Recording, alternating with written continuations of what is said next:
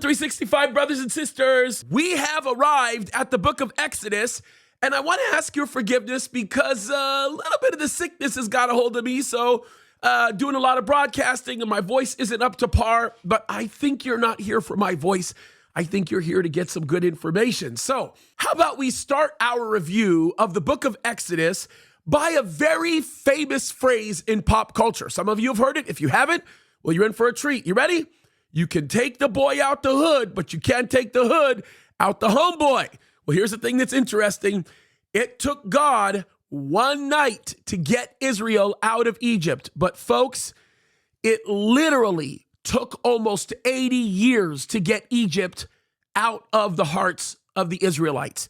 And that really, in essence, is the gist of the story of the book of Exodus. And there is so much that we can learn from this book. And there are so many incredible and really powerful lessons that you can walk away from in your own life to be able to understand that if you're running into a barrier and there are things that you just can't break yourself of, the word of God here in the book of Exodus can show you all about what it means to make that journey. Now, of course, we know Moses was the author of the book of Exodus. We believe that the time it was written was somewhere around 1400 BC. There's a lot of debate regarding that. Of course, we know that it is the second book of the Bible, the second book in the Old Testament, the second book in the Pentateuch, and of course, as we all understand it, the second book of the Torah, whatever you want to say. Now, I want everybody to understand this because it's really, really, really important. Although Exodus has roughly 40 chapters, you need to understand that there are a lot more words because it is a dense book. If you were to go by a King James, for example, you're probably talking close to 33,000 words.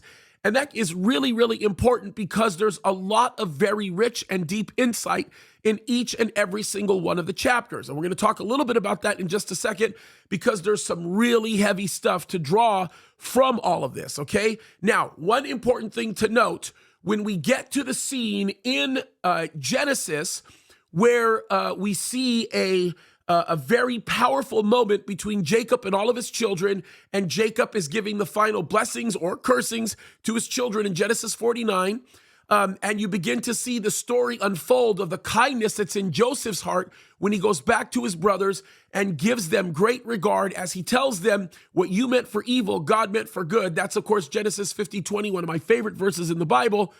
Right at the end of that time, you have roughly a 300-year time gap between the end of Genesis and the beginning of Exodus.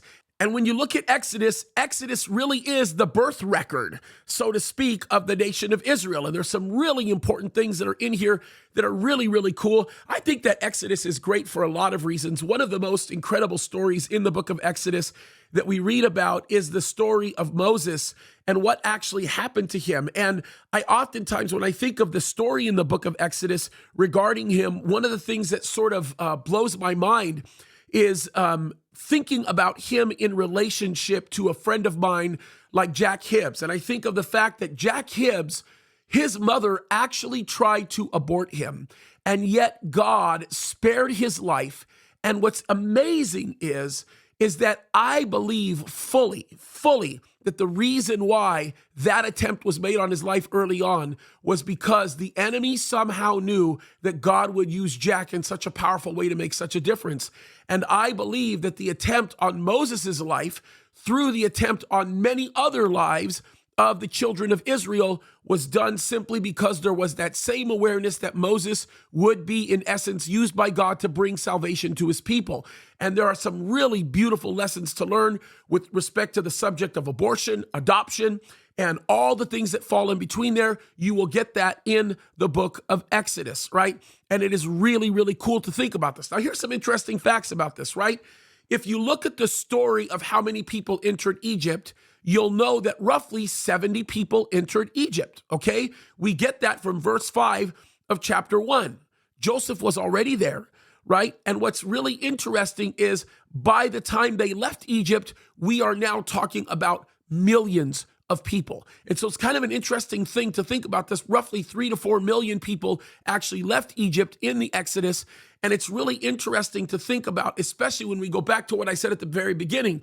While it took God literally one night with that final plague to get the Jews out of Egypt, right? Out of the land of Goshen to start moving towards a promised land, it literally took 80 years, folks, to get the influence of Egypt out of the heart of the Jews. And there's so many important lessons that we can learn from that, right? Here's another fact that you should keep in mind. After Joseph died, there was a change that took place within Israel. And we know that literally for almost 500 years, the Egyptians became slaves. To be honest, it's closer to 400 years, roughly somewhere around the neighborhood of 431 years. But what's really interesting is when God took them out of there, because keep this in mind, they were there in Egypt from 1900 to 1400. That's kind of the number that people think about. And during the time that Israel was in Egypt, Egypt became a world empire, okay? So we should really think about this for a second, because nations that experience great blessing, oftentimes you will find Jews at the center of that.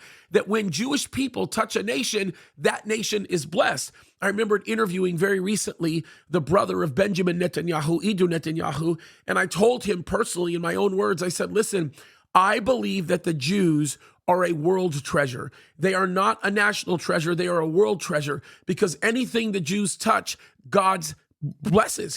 His hand blesses what they do. And it's something that is very true. And we see this early evidence of this, of course, in what happened in the Egyptian empire and what actually took place, right? Moses, of course, this is interesting when we start getting into his life. He was from the tribe of Levi. He was indeed a Levite. And that is something that's very interesting, because it's something that doesn't get talked about a lot. And what's also very interesting is at the time of the Exodus, there were 600,000 men above the age of 20, besides the women and children. We know that. And as I said before, there were 3 to 4 million people that actually left. And understand this, when we look at the Exodus records a lot of events for us, right? It records the tabernacle and what happened with the tabernacle, right? Like God filling the tabernacle, the erection of the tabernacle, the building of the tabernacle, the instructions to actually build the tabernacle. He talks about the opening of the Red Sea, again, a historical item that takes place. He talks about the 10 Commandments. That's where we get the 10 Commandments from. The first time we ever see the Passover, we see it there. Of course, the plagues that we talk about oftentimes is where we first got exposed to it. And we get a good exposure to God's judgment and what it really looks like. I know the first exposure to God's judgment we saw was in Genesis, but when you get into Exodus, it gives us a really, really, really good picture. So there's a lot of pretty amazing stuff that we see documented in here. But one of my favorite is when God commissions Moses, and that moment where he stands before the burning bush. And it is, in essence, a passage in the book of Exodus that a lot of people meet with difficulty, but I don't think there's anything difficult about it at all. God went before Moses, and God, after a period of humbling him, actually made him usable and brought him to a place where God was glorified through his work. I remember this very early on when my pastor asked me to come on staff at Calvary Chapel Downey over 30 years ago. He went aside, pulled me aside. He asked me to come on staff at the church. Of course, I was very eager about it, really wanted to do it. And he did something really interesting. He looked at me and he said, "James, remember Moses." I never knew what that meant. I know now because we've talked about it many years ago, and it's something that I'll never forget. But it was interesting. He knew, he recognized that within me was something that was different, right? There was something about whether it be, what he thought was my ability to communicate, or maybe it was something within my intellect. I don't know what he saw, but he definitely saw a call. But he knew that there would be a propensity in me to want to take the talents and the gifts that God had given me and lean and rest on those things, which would then cause me to never get to the promised land because I never trusted in God. And so when he said, "Remember Moses," the picture here was that Moses was 40 years in the wilderness is what it took for God to humble him in order to be able to use him. Because when Moses came out of Egypt, he was proud and ready to go. And then when he was humbled, that was a result of him trying to deliver his people on his own strength. And watch the powerful work that God did through him. But it was only after he was broken.